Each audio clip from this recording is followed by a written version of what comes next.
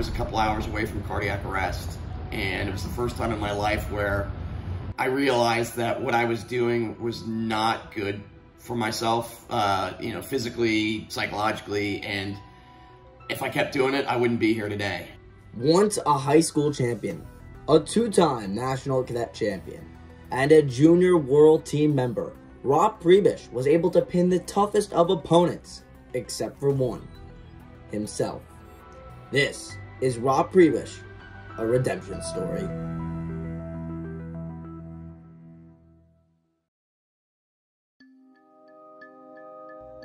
Growing up in central Pennsylvania, Rob gained a passion for wrestling at just 9 years old, and his love of the sport quickly spread to his parents, who began officiating even though they never competed in wrestling themselves. While Rob spent years representing his local schools and even his national team, it wasn't until he was 16 that he realized he could represent his faith. There was a guy named Ken Chertow wrestling at Penn State, and he competed in the 85 Maccabia, and in 88 he was on the Olympic team. He wrestled in the Olympic team, and I would go in and work out with him in the off season, and he knew that I was Jewish, and he said, you know, yeah, you're pretty good. You know, why don't you try out for the Maccabia in 1989, so it was my junior year in high school. I wrestled a really good tournament. I beat some pretty good guys, and at age 16 made the team. Leaving high school with 2 gold medals in freestyle and Greco from the Maccabi Games, Rob had all the momentum on his side, transitioning into a college level. However, on a more advanced level, Rob's weight management became more and more challenging.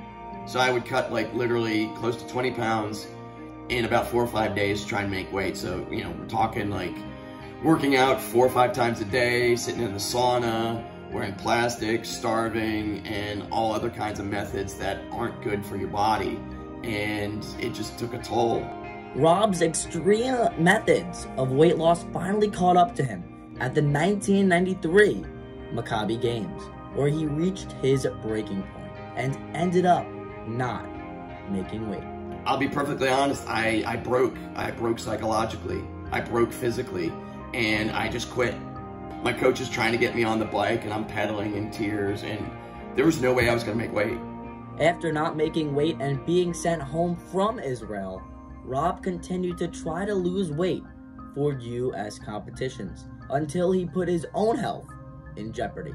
I got to a point where it was a choice of continuing to try and make weight the wrong way or giving it up, you know, and I chose to give it up after winding up in the hospital from cutting weight. I wound up in the emergency room.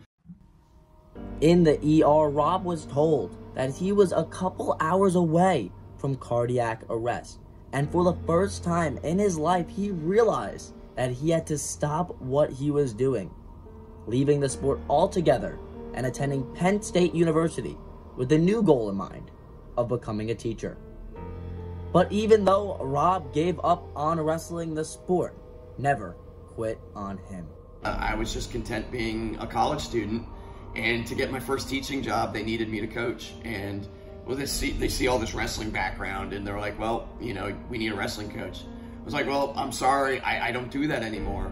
And the AD and the principal said, well, if you want this job, you need a coach. Like, all right, I'll do it for a couple of years, get my foot in the door, and then give it up.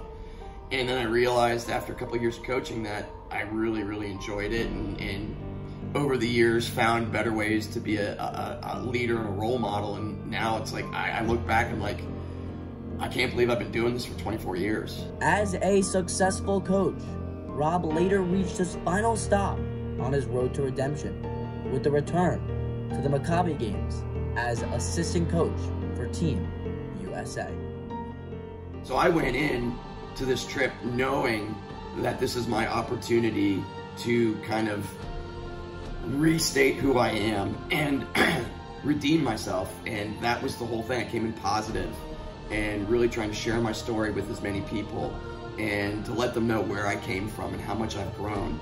And now it's like I'm a part of Maccabi wrestling, you know, and it's really cool that they have understood that I'm not that same person I was 20 some years ago, that I'm not that kid.